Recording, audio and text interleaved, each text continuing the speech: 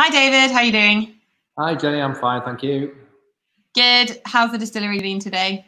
Wet, windy, but busy, always busy. Yeah, that's great. You've had the stills running today, haven't you? Or no? No, not today. No, it's been Wednesday. an exciting day and actually quite poignant because we've had our next delivery of Spanish oak, so Spanish wood. So we can talk about that in more detail in a minute. Yeah, excellent. Right, well, we've got a couple of people coming in, a couple of eyeballs that I can see in the top of the screen.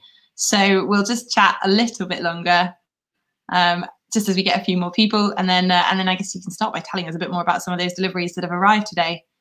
Yeah, it's looking good in the distillery actually. Yeah, Lots of all the different colours.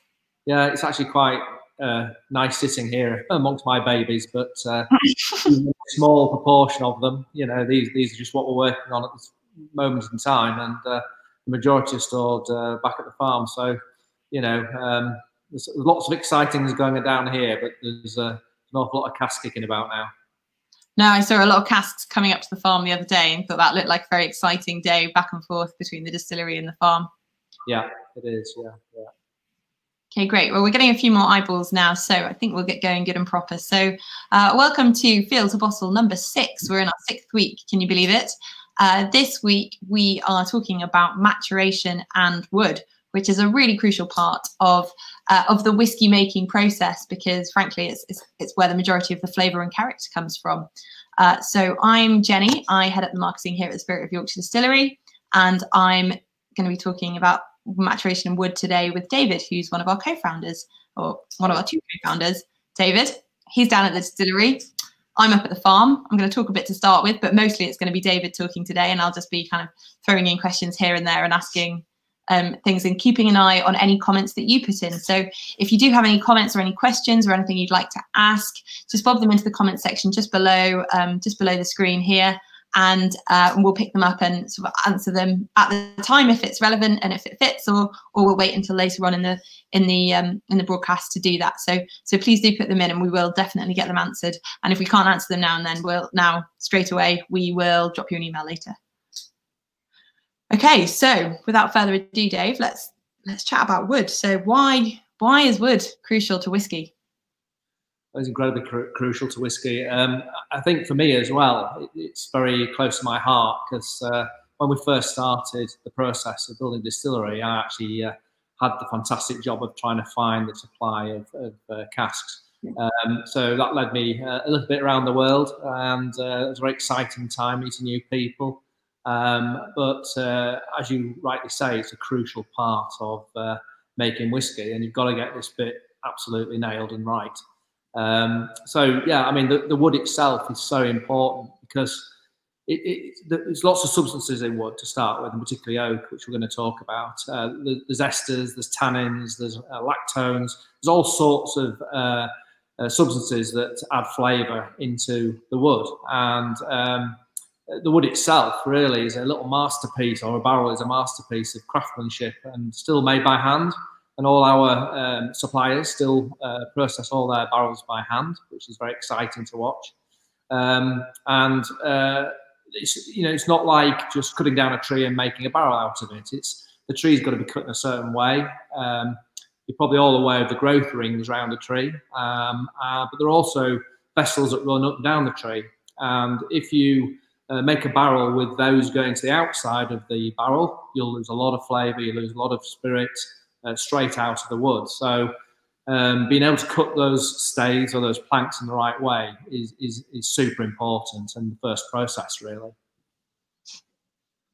And so what type of wood? Can you use any wood to make a whiskey barrel, or is it specific? No, it is very specific. I mean, to make whiskey, it has to be oak. There are people trying other things for different spirits, but fundamentally, hardwoods like oak don't have any resins in them. Softwoods do. So if you start to use softwoods, all those pores and the ability for that cask to breathe is very limited, and it'll throw all sorts of very strange flavours into the actual barrel, and then into the actual spirit. So there's 2 fundamental varieties of oak that we use. There's American white oak, and for the nerds out there, that's it's Quercus alba, and there's also Quercus robur, which is European oak. They are, again, fundamentally different in, first of all, the way they grow. The American white oak will grow to full maturity in about 70, 75 years, whereas the European oak takes an awful lot longer. But the American oak has got a very tight grain, and that makes much better barrels, more watertight or spirit-tight barrels, I should say. Whereas the Quercus robur is very much more porous. So you don't tend to get nowadays much European oak. The majority, I would say 80% of the oak out there now is American white oak. And that's basically where our bourbon supply comes from. Yeah. So, so we talked a bit about the, sorry, I'm just trying to form the question right in my head. So we talked a bit about the difference in the variety. So so trees being cut down. Yeah. How do we go from basically being a tree in a wood to becoming a barrel or becoming a cask? Yeah, well, there's a very important stage that the wood has to go through, and that's a drying process. We're trying to get the wood down to around about 10% residual moisture. At that stage, the wood is now able to be made into a cask. One of the problems with that is it takes time, and if it's sun-dried or air-dried, that could be up to between 3 and 5 years. So it's a bit like whiskey, you know, you've got to mature your oak. So it's a long process, and again, a lot of ours is air-dried or naturally dried before we even touch them before they make barrels. So those air-dried staves, if you like, then have to be bent, and the only way to bend them is to heat them back up. And this does two things. It gives them more flexibility, so you can actually get them into a stave shape. There's one example there. You can see the bow in it, and obviously you have to have that to make a barrel. But also, and this is the most important part for flavour, it starts to make or activate that wood. So all the substances inside the wood are now activated for the spirit to work with and pull flavour from. And all of those flavours tend to be vanilla-based flavours. Yes, there's a wood element to it. There's certainly vanilla and lots of sugar and lots of caramelisation of that wood. So we've got an active layer now, which is exactly what we need to move on to the next stage, which is make the barrel. And so how do you go about making the barrel? So you've got those staves. Do you just glue them together, stick them together, and that's it? Well, there's no sticking. No. So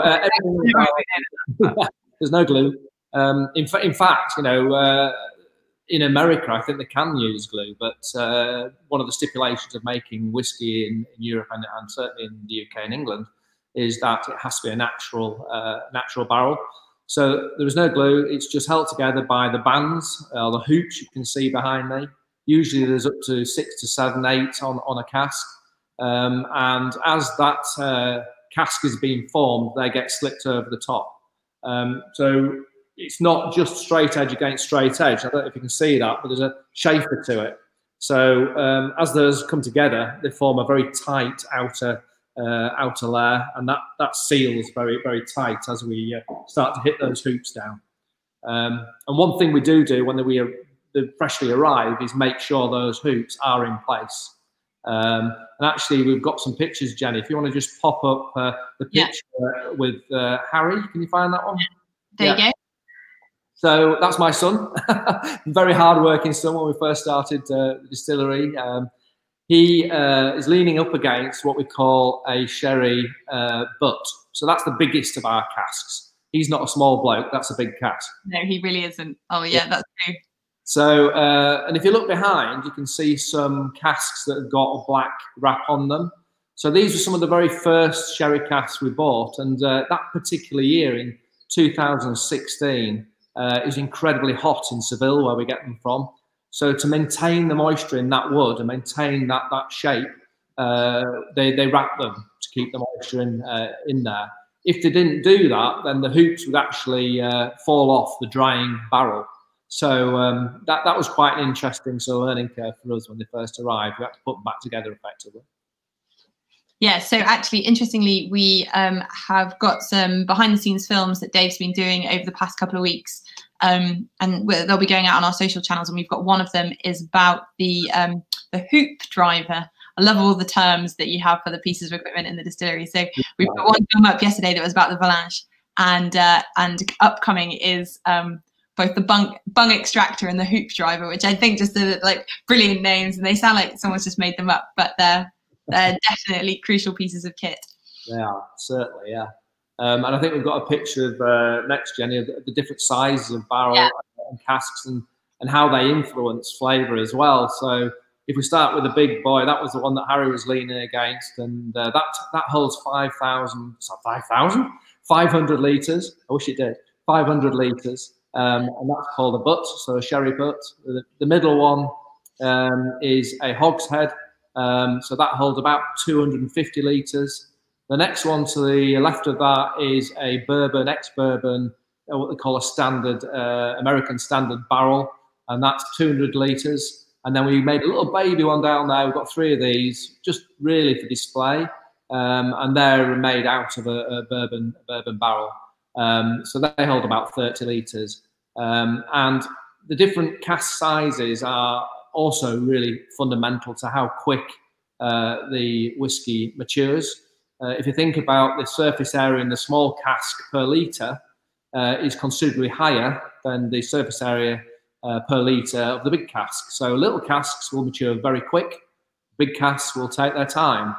And actually, the speed of the small ones is too quick. So we end up with what we call an overcooked or over-mature spirit before it has time to really settle down. So any of the small casks you come across tend to be very young. The bigger ones tend to be quite old. Okay, so I think if we go, before we kind of go, I was going to ask a question about something, but I think actually let's take a step back. So I'm going to put up a picture of a tree now. Okay, a tree. We're talking about wood and kind of in its most basic form. Obviously, we all know what a tree looks like, but this isn't just any tree. This is quite special for us. It is, yeah. That is a Yorkshire oak tree. So we were lucky enough to fell this on the Castle Howard estate. They grow these as a commercial crop, mainly for building purposes, but these are ones that will be eventually Yorkshire's first oak barrels going into our whiskey production. So at the moment, that's still in that form, but it will end up something very similar to what's behind me in a few years' time when it's had a chance to dry out and make a barrel. Yeah, so I'm afraid before we get too many questions asking when we're going to have Yorkshire whiskey made in Yorkshire oak casks, I think this is one this is a slow burn, as everything in whiskey is, and it requires a lot of patience. So this is one for the next decade, I think, or maybe the next 2 decades away. So we've got a couple of other quite nice pictures just whilst we're at this stage of the process, which is these guys here, which are some of the ones that we first filled in 2016. Is that right? Yeah, that's absolutely right. Yeah, and these we decided to go with the colour on the end. These are what we call our first fill bourbon casks. And the terminology first fill doesn't mean it's the first liquor that's been in it. It means it's the first whiskey that's been in it. So these will have a life possibly up to sort of 20, 25, 30 years. So they'll get refilled possibly up to 3 times. So these are the blue-ended ones, our first fill. If you ever see a red-ended one, that'll be a second fill. And we'll have to think of a colour for third fill. We haven't got there yet. Yeah, it needs to come from the brand colour palette, though. Definitely, we'll make sure it all fits. I'll sort that one out. I'll make sure that works. Maybe a nice copper. That'd be good. And then these guys here. So tell us about these. These are quite exciting. This is a nice picture. Yeah, well, you can see the container behind. That was the first delivery of the American barrels. They come from one of the oldest distilleries actually in America. So it's owned by the same company that have Jack Daniels, Brown-Forman. They're Old Forester. And back in Prohibition, when there was only about 3 distilleries that were allowed to sell whiskey, they weren't allowed to make it, but they were allowed to sell it. So they could only sell the stock they had.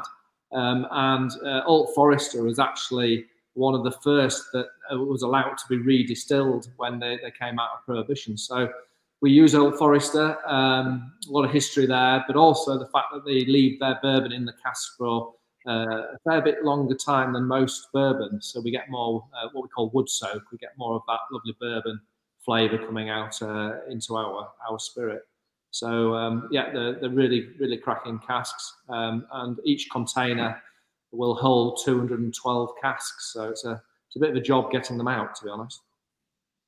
Yeah, cask delivery day is always quite an exciting day, but also always quite hard work. You need a pretty decent breakfast before those days. Okay, so I'll take that picture down. So now we've kind of talked about the wood that's gone into things and kind of getting to that cask stage. Towards the end, we'll talk about the specific casks that we use here at the distillery and why we choose those casks. Dave's touched on that with Old Forester. But just before we get into that, there's that crucial kind of mid-stage, which is what happens when the spirit is put into the cask. What's that kind of magical transformation about? Yeah, there's lots of stages that it goes through, and I think we've got a little diagram to pop up there, Jen. It's a great diagram. There you go. Yeah, I mean, along the bottom obviously is maturation. That's time and taste, obviously up the side. So it starts on the left-hand side, and as you see, we go through 3 stages effectively. And the first stage actually is losing flavour. Would you believe? It's the new make is quite metallic. It's quite tangy in flavour, and the wood gets to work on that straight away and starts to take out those elements, undesirable elements. So we're losing, if you like, a little bit of flavour, but it's the right flavour to lose, if you like. So as time goes on and the maturation process moves on, that red line flattens out. And after sort of particularly 3 to 5 years, typically you're at the bottom of that red curve. So now we're starting to go into an active maturation process where the liquid is pulling out all the really positive flavours from the cask. Interestingly enough, the sort of 3-year mark, if you like, is what we would call a typical time scale for pot-based spirits. So we also, as a lot of you know, have a rectifying column, which will make our spirit a little bit cleaner, if you like, to start with. So those undesirable flavours are less prominent. So we feel we get to the curve a little bit quicker before 3 years. So once we accelerate away, you've got 3 green lines there. The bottom green line, dotted green line, would be when the cask is possibly being filled 3 or 4 times, and you're losing that activity.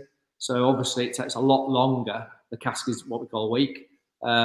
The upper line is if you had a cask which was, say, new oak, ultra sort of filled with flavour but activity, it can actually overpower the flavour, overpower the spirit. So we end up with a too strong a cask. The green solid line is obviously the ideal. So we've got, that's why we use casks. It allows it that period of time to grow. And the blue line is the other influence, which is our character, the character of the spirit itself. So the solid one is where we want to be.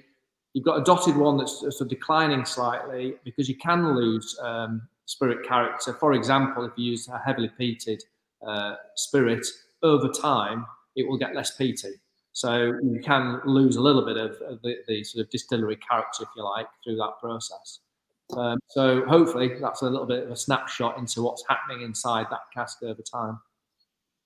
Yeah, great. Right, we've got a couple of comments that have come in that I think fit neatly into this part of the broadcast. So this one comes in here, which is why don't they reuse the casks for more bourbon? So why basically don't American distilleries just keep going with theirs instead of selling them off? Great question. It's illegal. So the law for bourbon production is it has to be a brand new oak barrel. It cannot be refilled and cannot be reused. And I guess as well, that's one of the reasons why we use them, because obviously there was a surplus of these casks as they entered them. Scots being Scots and Yorkshiremen being Yorkshiremen, we get a cheaper barrel because it's been used once. But actually we realise that sort of previous occupant, be it bourbon or sherry, which we'll go on to in a minute, has a massive influence on the character of the spirit as well. So it's not a bad thing, it's a good thing. But effectively the answer is you can't use it more than once for bourbon. Okay, And then we've got another question that's just come in as well, which I think sort of fits neatly in. So does the price of the casks you buy fluctuate much? And do you have casks pre-bought from American and Spanish companies that are still in use, or do you purchase them when they're required? Okay. Yes, is a question to fluctuation, and the elements of price fluctuation is how new the cask is or how old the cask is. So some of the really old ones with a lot of use tend to be quite a bit cheaper. The newer casks are more expensive, so there's a starting place with that.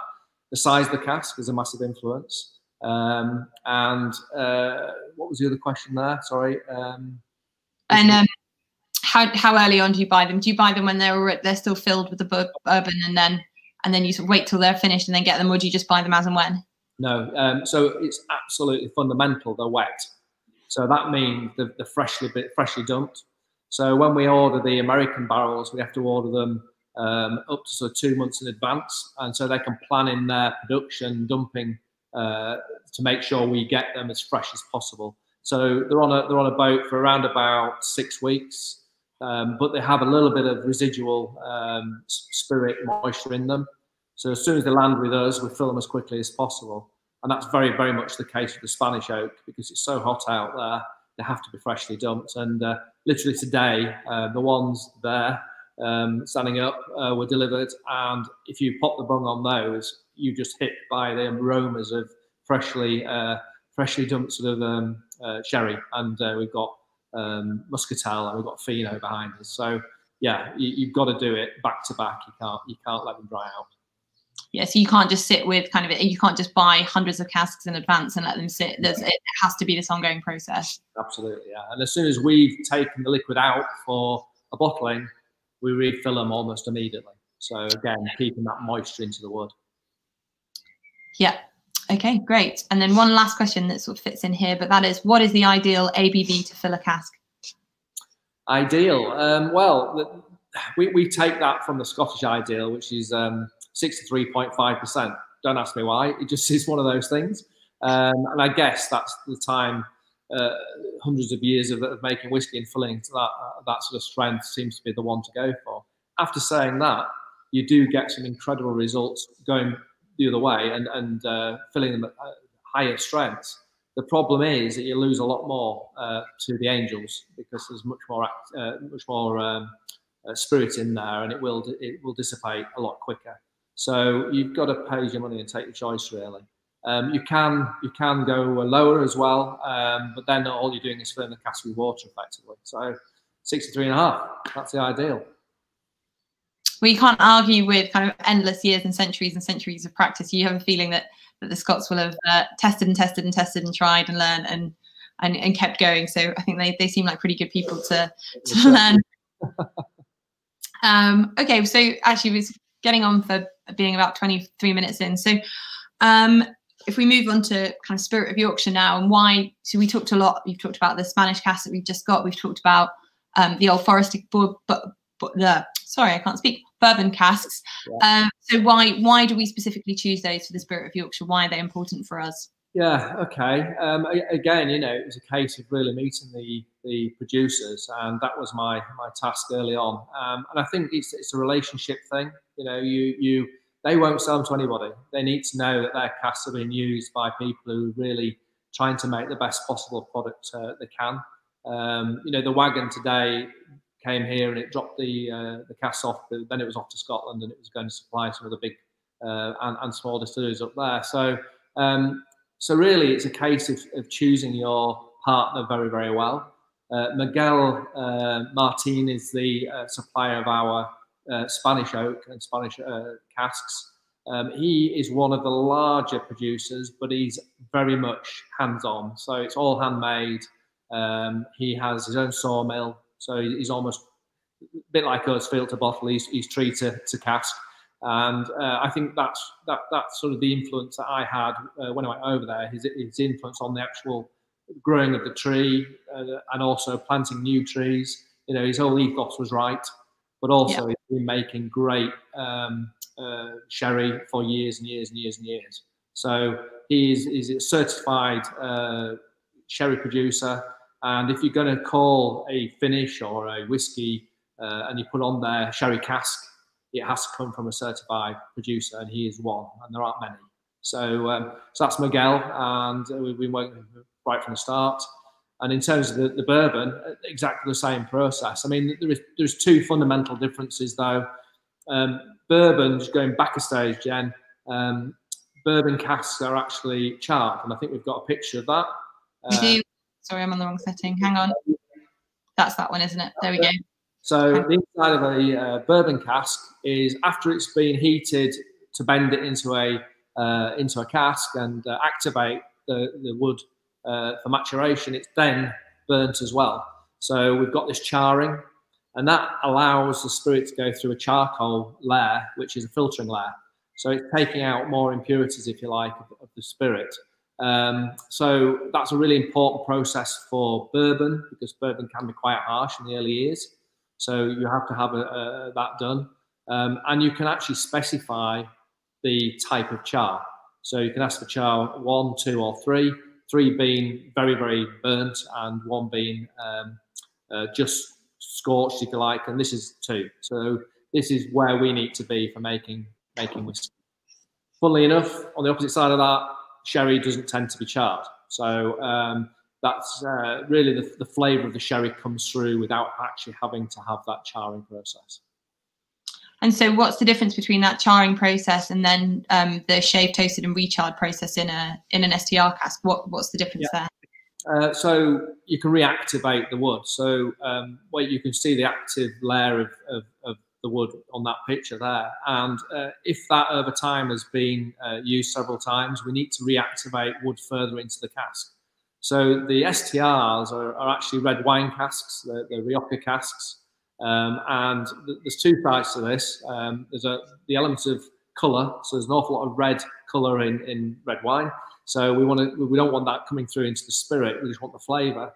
So we effectively take 2 millimeters of the inside of the barrel out, and then we re-char it or toast it and then re-char it. So that rejuvenates that wood and gives us that lovely flavour coming out of a red wine cask. So that's what we call an STR.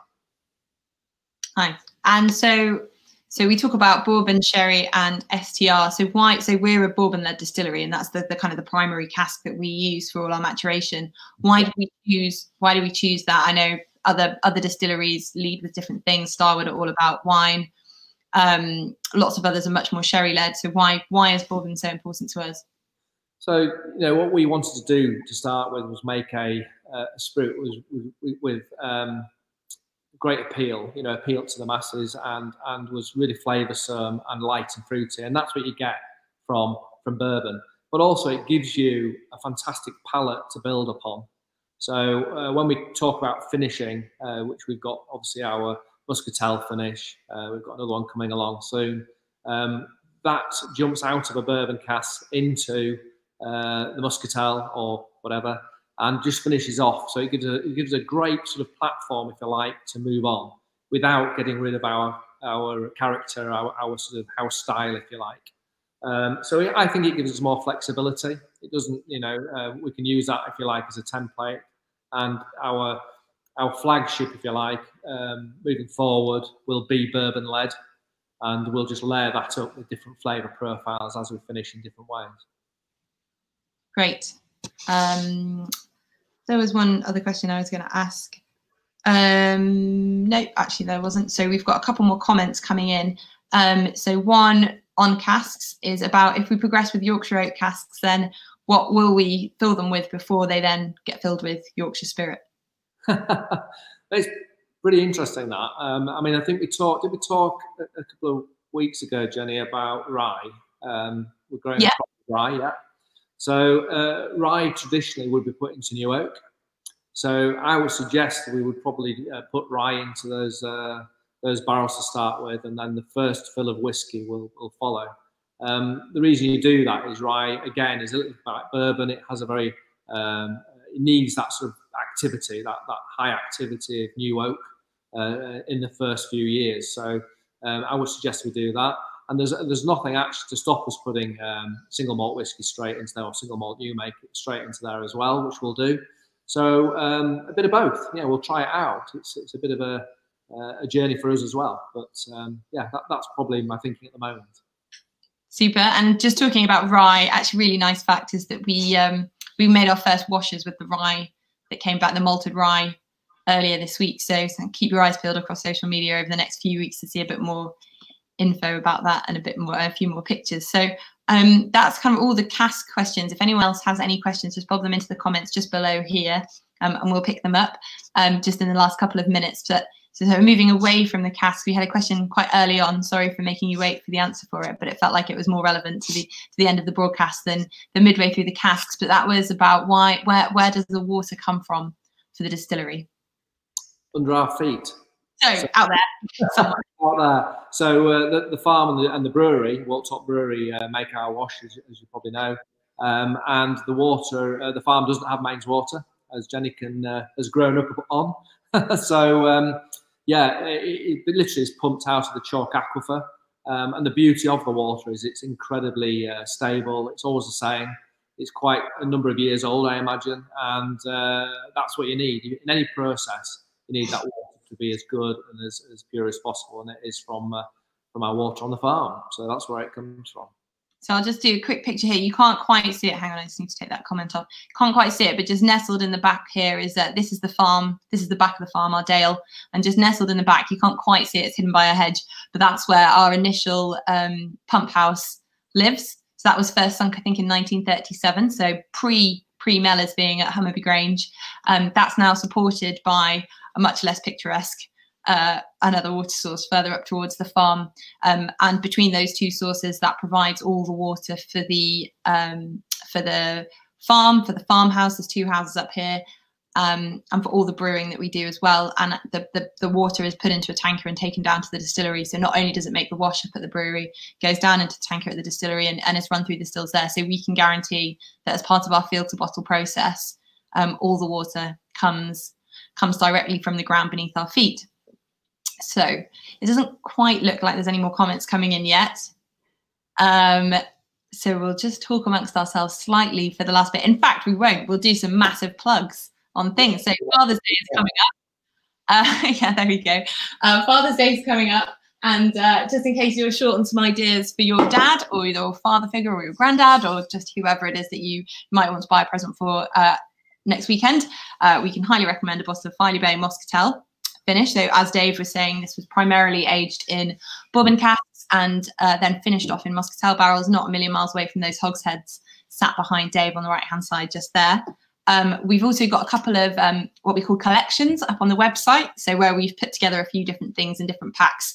So if you're not quite sure what they want, or you want to buy them something just a little bit more than a bottle of whiskey, then they might be your thing. So we've got one that's aimed at food lovers, and that has bottle of Filey Bay second release, some really delicious bouillon chocolate. What else is in there? Some extraordinary good coffee from Darkwoods over near Huddersfield, and we've also got a Yorkshire cookbook in there that features a very nice espresso martini and some macarons by Dave. We have a Whiskey Lovers pack, which has a bottle of whiskey, 3 bottles of barrel-aged beer done in collaboration with the Waltop Brewery, and a copy of Jim Murray's Whiskey Bible 2020. And then we also have our outdoors collection, which features a bottle of Filey Bay second release. I don't actually have a copy of a bottle of second release next to me, I'm afraid. It also has one of these lovely Aspinall hip flasks in there that has the special Spirit of Yorkshire engraving. I'm pretty sure you can't see because of the light in here, but they're really beautiful and really nicely made.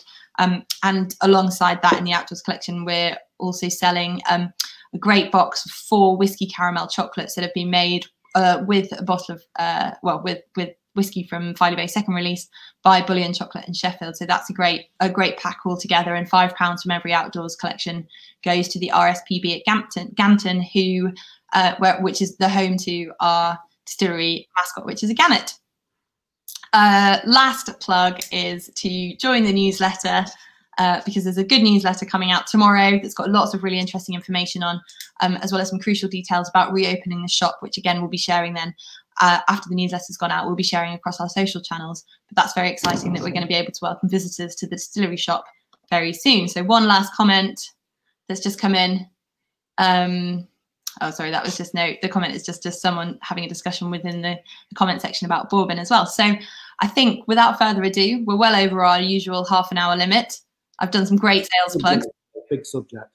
A big subject, a great subject. So if you have any further questions about this that makes you think on about it, just drop an email to info@spiritofyorkshire.com or put another comment in the underneath the video when it's just gone onto the kind of non-live version of itself, and we'll respond as quickly as we can about them.